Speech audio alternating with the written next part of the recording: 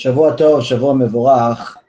In regards to the question of what happens when you have perhaps a religious couple, so they're doing at least what they believe is what HaShem says they should do. They keep Shabbat, they keep kosher, tarat mishpacha, and so on. But there's no shlom bayit. One of them, whether it be the husband or the wife, is verbally, emotionally abusive, and has no interest whatsoever in changing. So whether it's the wife or the husband is not necessarily as relevant as the fact as what we need to understand what it means. When a neshama comes, before it comes down from Shamayim, a person needs to understand that neshama is incomplete. It's a partial neshama. Why? Because the other half of that neshama is their spouse. And whoever the person chooses to be their spouse is going to be the completion of that neshama that they're going to be with eternally. Eternally. Which means that every single time that they hurt that neshama, they're in essence hurting themselves. They're damaging their own neshama. This is why the Rambam, Psaks La'alacha, he gives a psak where he says that a husband must love his wife as much as he loves himself, but honor her even more than himself. Love as much as himself, but honor her even more than himself. Giving kavod to your wife is even more important than even loving her. Why? Because without kavod, there's no relationship. Even more so on the opposite side. If a woman does not respect her husband, there's no relationship. The husband is never going to be able to reach his full potential if his wife is abusive to him, is not honoring him, is not helping him get to his full potential. Now, a woman needs to understand how important respecting a husband is. Now, of course, we know what our 10 commandments are. That, our 5th commandment is that people must honor their parents. Okay? But on the woman's side, a woman, once she gets married, she's not even obligated to honor her parents anymore. Why? All of the honor she has must go to her husband. If there's some left, she can give it to her parents. But if not, if she has to choose one between the other, she must honor her husband before her parents. She must honor her husband before her parents. Kal v'chomer, needless to say, she must honor her husband regardless of whether her parents are there or not. Why? He's our own neshama. I'll give you a real story of something that happened, a real true story that happened not too long ago, maybe a couple of years ago. Rabbi Ephraim Shichye had someone come to him one time, an avrech, someone that keeps Torah mitzvot, learns Torah all day, decent human being. We're not talking about someone that's a gangster. Someone that keeps Torah and mitzvot, relatively new Baal Tshuva, a few years into it, maybe 5, 6, 7 years into it, but chose to take the life of being an avrech, but hasn't necessarily worked on himself and perfected himself yet. But still, none of us are. Anyway, one day he tells him, "Listen, Kvod Harav, I'm having serious problems. I had a daughter born, a son born, and the son hasn't left the hospital. It's already been 6 months. 6 months, the boy hasn't left the hospital. We're not able to circumcise him, give him brit milah. We're not able to name him. We're not able to do anything." So, what do the doctors say? Doctors don't know. All they know is that he's sick, he's dying. They don't know if he's going to survive the day. They don't know if he's going to survive the week. They don't know anything. So, Rabbi Ephraim asks him, "What is your wife? What does your wife say about it? How's she dealing with all of it?" Immediately, the avrech, someone who keeps Torah mitzvot, reacted in a very nasty way. Said, her, she's lucky I'm even married to her. She's this and she's that. He doesn't say nice things. Let's just say that. He doesn't say nice things about her.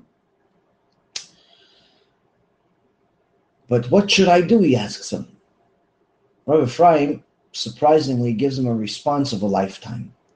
He says, "Do you want your son to be healthy?"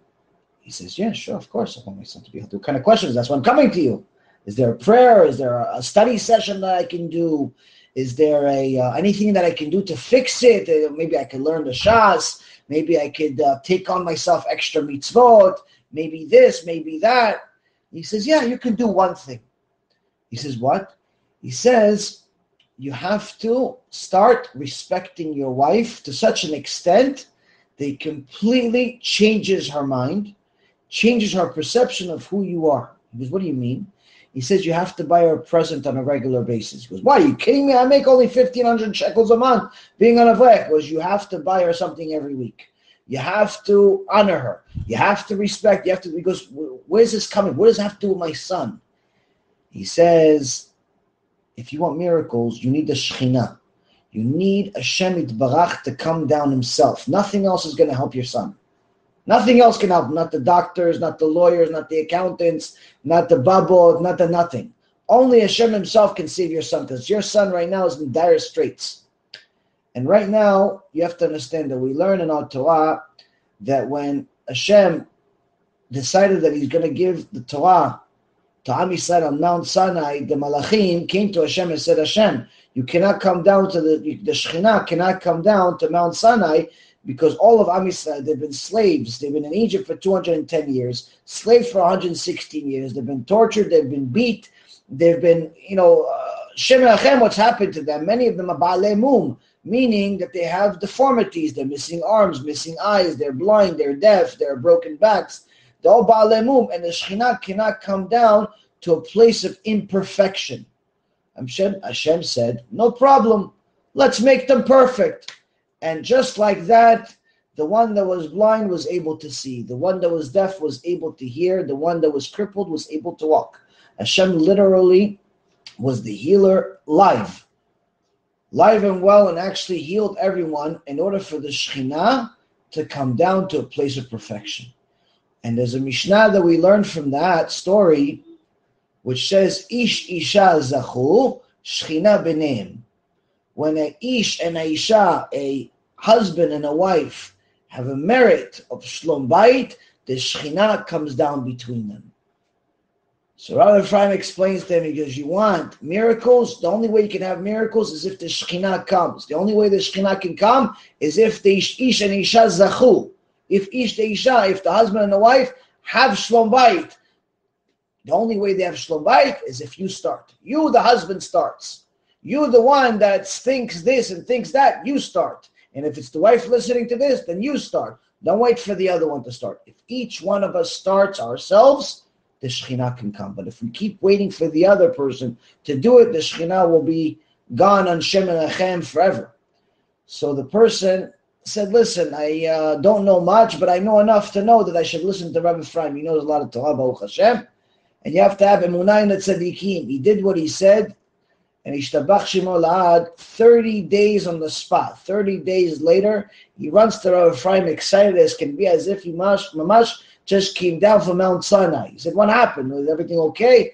He says, you're never going to believe it, Kvod Harav. My son was just released with perfect bill of health from the hospital. The doctors asked me, why is he even here? The new doctor came in. He says, why is your son here? He's perfectly healthy. Take him home already.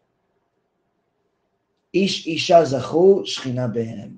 When a person understands that the Shekhinah does not come to a home with no Shlom Bayit, that means there's no refuah shlema, there's no bracha in the money, there's no good for the kids, there's nothing good in the world happens to a place where there's no Shekhinah. Nothing good. So if a person wants the Shekhinah to come, they must start with Shlom Bayit. How do you start with Shlom Bayit? Start by looking in the mirror and fix the person you see.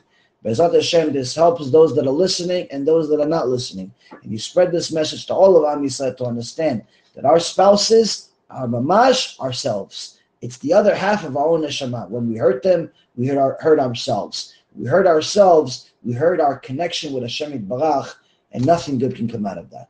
Shavua Tov, Shavua Mevorach, Kol Tov.